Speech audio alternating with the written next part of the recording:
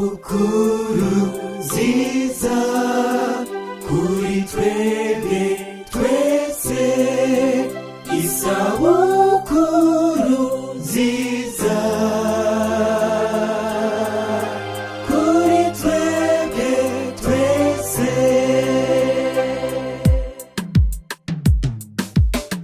Imyaka myinshi iraheze dukora igikorwa c'Imana, twaravuze ubutumwa ahantu hatandukanye, tugitangura kuvuga twarahuye n'ibibazo, ariko Imana ni nkuru, ica inzira zitunganye, niyo mushobora byose, ibiba byose irabizi. Isabukuru nziza kuri twe, kuri twese, Don Joy turishimye, ku myaka myinshi iragiye, tuvuga ubutumwa bwiza mu bihe byiza n'ibibi. Mana niwe wabikoze, uratuzigama twese, n'integuro yawe nziza, n'imigambi yawe myiza.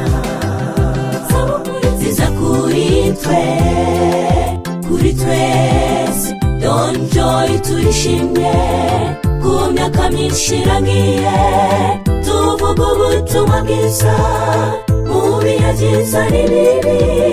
Mana niwe wabikoze, uratuzigama twese, n'integuro yawe nziza, n'imigambi yawe myiza.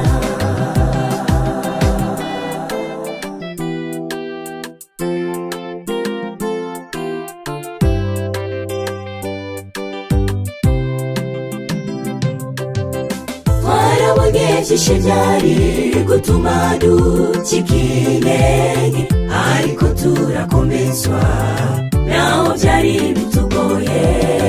Imana yabanye natwe, ntabwo yadutereranye, iratuzigama twese kugeza kuri uyu munsi, niyo nkuru muri byose, ibiba byose irabizi. Isabukuru nziza kuri twe, kuri twese, Don Joy turishimye, ku myaka myinshi iragiye, tuvuga ubutumwa bwiza mu bihe byiza n'ibibi. Mana niwe wabikoze, uratuzigama twese, n'integuro yawe nziza, n'imigambi yawe myiza. Isabukuru nziza kuri twe, kuri twese, Don Joy turishimye, ku myaka myinshi iragiye, tuvuga ubutumwa bwiza mu bihe byiza n'ibibi. Mana niwe wabikoze, uratuzigama twese, n'integuro yawe nziza, n'imigambi yawe myiza.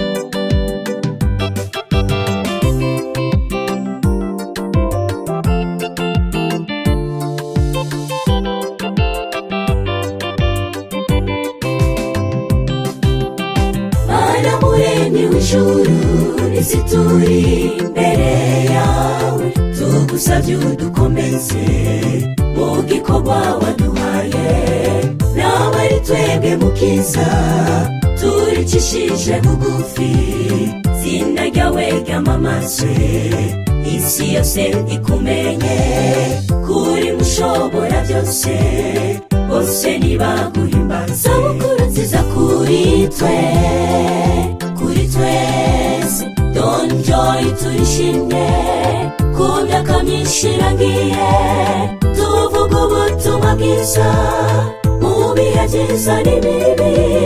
Mana niwe wabikoze, uratuzigama twese, n'integuro yawe nziza, n'imigambi yawe myiza. Isabukuru nziza kuri twe, kuri twese, Don Joy turishimye, ku myaka myinshi iragiye, tuvuga ubutumwa bwiza mu bihe byiza n'ibibi. Mana niwe wabikoze, uratuzigama twese n'integuro yawe nziza n'imigambi yawe myiza. Mana niwe wabikoze, uratuzigama twese n'integuro yawe nziza n'imigambi yawe myiza.